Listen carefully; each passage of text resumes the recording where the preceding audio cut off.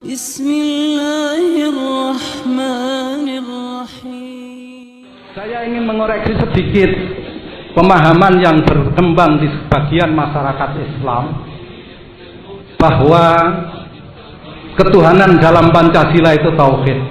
Pancasila bukan Islam dan Islam bukan Pancasila.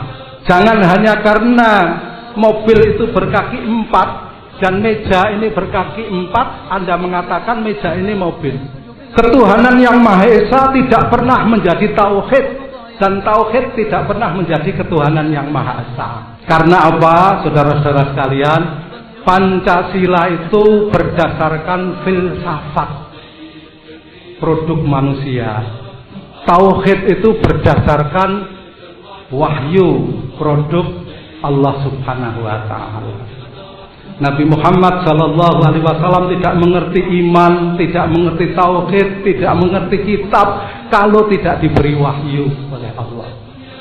Wa kadzalika auhayna ilaika ruham min amrina ma kunta tadrimal kitabu walal iman walakin ja'alnahu nuran nahdi bihi man nasya'u min ibadina wa innaka latahdi ila siratal mustaqim. Jelas sekali. Uraiannya sangat panjang, tapi sekali lagi waktu kita tidak cukup untuk mengoreksinya.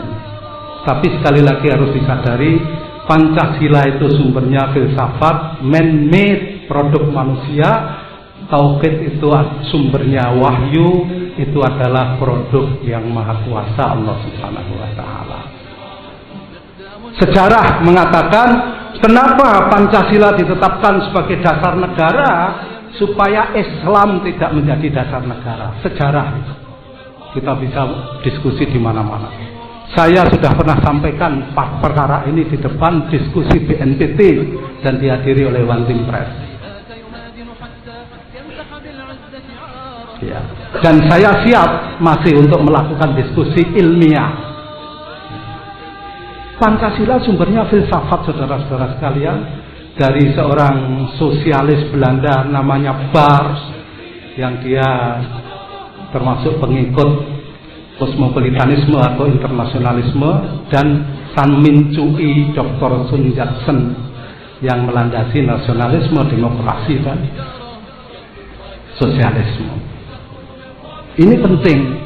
Jadi tidak akan pernah kalau kalau ada orang bukan Islam, dia membaca asyhadu alla ilaha illallah wa asyhadu anna muhammadar rasulullah dengan niat mengamalkan Pancasila, dia tidak menjadi muslim. Orang yang berpuasa Ramadan, pergi haji, sholat dengan niat mengamalkan Pancasila ditolak oleh Allah Subhanahu wa Ta'ala.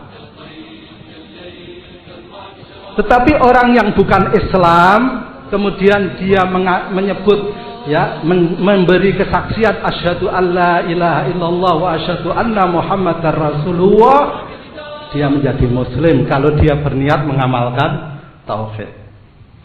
Bedanya sangat jauh. Kemudian yang perlu Anda ketahui, Pancasila sebagai dasar negara tidak pernah menjadi dasar negara sungguhan di negara Kesatuan Republik Indonesia.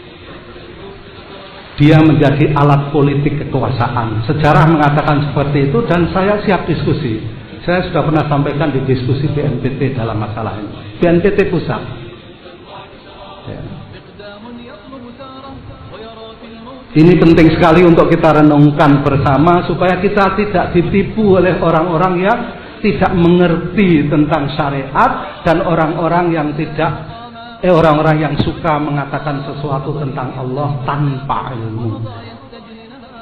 Pancasila sejak zaman Orde Lama dia menjadi alat politik, maka diperas menjadi Trisila dan diperas menjadi Ekasila dan diperas menjadi satu kata majemuk gotong royong. Saudara baca nanti ya. Di masa Orde Baru ada yang disebut dengan Asas Tunggal Pancasila, ada yang disebut dengan 36 butir Pancasila. Ada yang menulis 36 butir Pancasila sama dengan Islam. Nah, gitu. Ada bukunya dan laris.